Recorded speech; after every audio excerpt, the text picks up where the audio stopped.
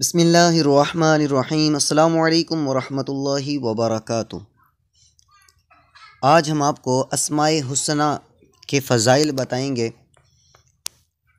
ہر ورد کے اول آخر ایک بار درود شریف پڑھ لیجئے۔ فائدہ ظاہر نہ ہونے کی صورت میں شکوہ کرنے کی بجائے اپنی کوتاہیوں کی شامت تصور کیجئے اور اللہ پاک کی مصلحت پر نظر رکھیے۔ یا اللہ جو ہر نماز کے بعد 100 بار پڑھے انشاءاللہ تعالی اس کا باطن کشادہ ہو جائے گا۔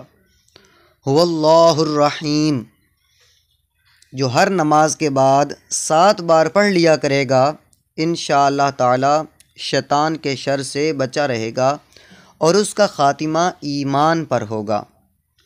یا قدوس جو کوئی دوران سفر یا قدوس کا ورد کرتا رہے انشاءاللہ تعالی تھکن سے محفوظ رہے گا۔